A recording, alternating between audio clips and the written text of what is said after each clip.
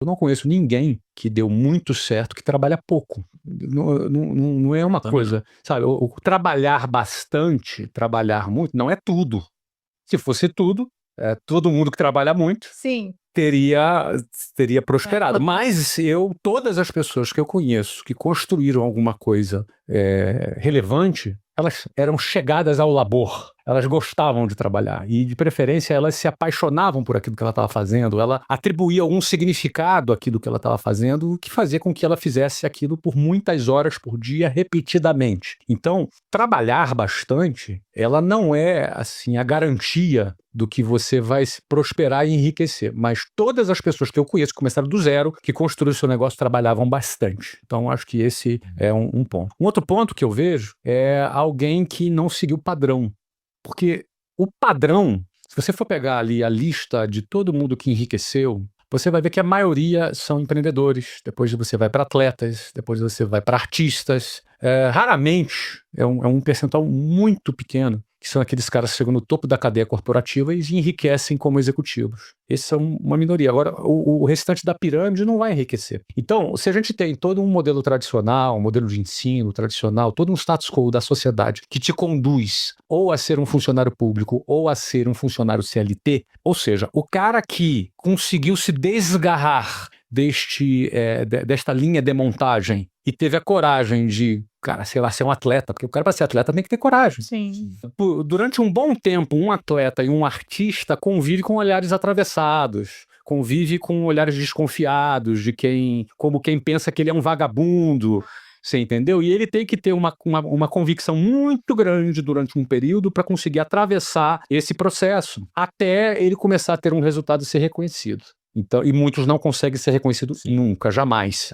Então, assim, esse cara, ele tem que ser um cara um pouco rebelde, um pouco fora do padrão, um pouco saindo, sabe? Geralmente vai ser aquele cara que sofreu bullying na infância, sabe? Aquele cara que vai ser aquele cara que não era muito popular e, de repente, ou era taxado como problemático, e, de repente, esse cara, por ser diferente, ele pega um caminho que vai levar ele à prosperidade, porque os caminhos que levam à prosperidade são, na maioria das vezes, estatisticamente, fora da linha de montagem natural da sociedade. Então, eu acho que essa característica do cara ser um pouco diferente, eu percebo nas pessoas que se deram muito bem, que cresceram, você vai ver alguma história ali desse cara, ou é de bullying, ou é de diferente, ou que foi expulso da escola, ou alguma coisa diferente. Não é? O muito certinho, o inteligentão muito certinho, geralmente vai trabalhar para o problemático. O muito inteligente, geralmente, trabalha para o mais corajoso. É verdade. E o mais corajoso é o fora do padrão, porque o padrão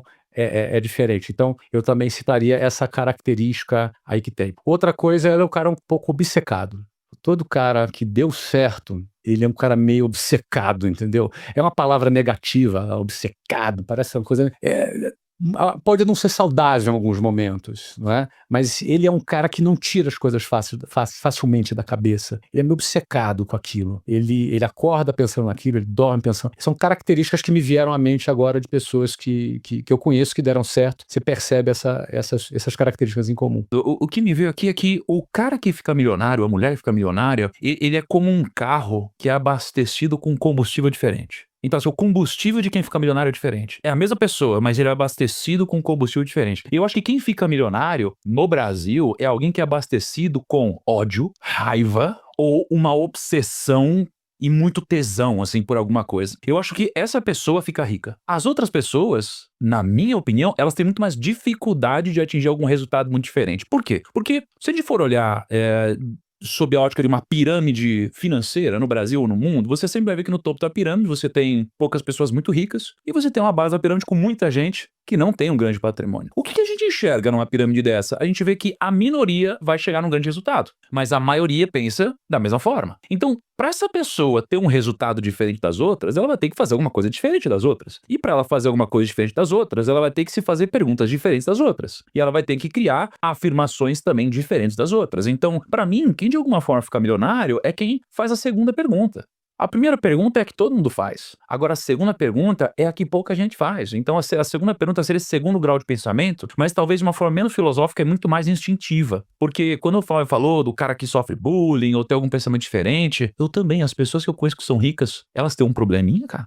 Elas têm alguma coisinha diferente. Ela se veste diferente, ela pensa diferente, ela fala diferente, ela tem trejeitos diferentes e ela tem uma visão não convencional do mundo. Eu vejo que a gente começa, talvez na vida, tendo uma responsabilidade, uma obrigação de trabalhar muito mais em horas do que no futuro. Por quê? Porque no futuro, se você for olhar para uma pessoa como um Flávio, que gerencia sei lá quantos milhares de colaboradores, uma decisão dele impacta de uma forma muito profunda a corporação dele. Então, uma decisão bem tomada tem muita escala. No passado, talvez a força abraçal, a repetição da quantidade de tentativas, de execuções, de vendas, era muito mais relevante do que algo muito estratégico. Então, no começo, a gente precisa de muito mais horas de execução e trabalho duro, e no futuro, a gente precisa de muito mais trabalho intelectual, que escala muito mais. Então, no final das contas, é trabalho igual um cavalo. Para você ter sucesso, você vai ter que provocar algum desequilíbrio para que você alcance alguma coisa. Porque no equilíbrio, na boa, tu não vai conseguir, não.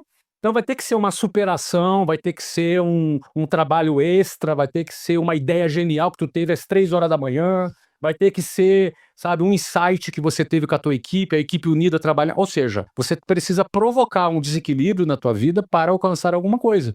Você gastar 4 horas e meia no trânsito é um desequilíbrio. Isso desmonta muito, isso que o Thiago está defendendo, eu concordo com ele, desmonta muito esse mundo ideal do equilíbrio, que pode, inclusive, frustrar quem assiste isso, porque, cara, é inatingível.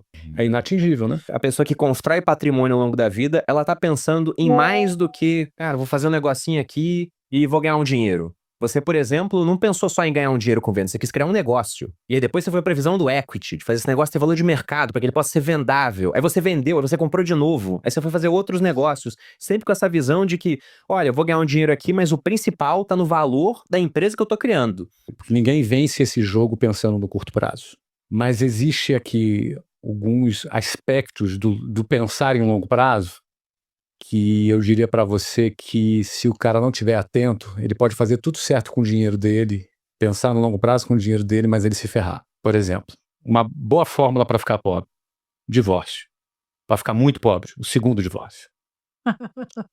Então, um jogo de longo prazo é um jogo de quem não negligencia o casamento dele. Se ele decidiu se casar, se ele resolveu se casar, o cara pode ter decidido não se casar, mas se ele resolveu se casar, um sacrifício que ele não deve fazer é na família dele. Se ele sacrificar a família dele por causa do dinheiro, ele vai ficar sem família e sem dinheiro. Vai ficar sem os dois. Então eu penso que dando um exemplo aqui, alguns aspectos que não são só apenas o financeiro, como o Thiago fala muito, o risco da ruína, por exemplo. Hoje em dia a gente está com aquela febre das bets, né, das apostas. Sim. O que eu recebo de mensagem de mulheres desesperadas falando que o marido está devendo para agiota por causa de aposta é imenso. Toda caixinha que eu abro tem alguma coisa, alguém se lamentando muito, o que fazer agora que eu estou devendo tanto, etc e tal. Se o cara vai pro caminho da aposta, cara, não basta o cara ser brilhante para ganhar dinheiro e ser um bom gestor do dinheiro dele, se do outro lado ele vai cair no vício, ele vai cair na droga, ele vai cair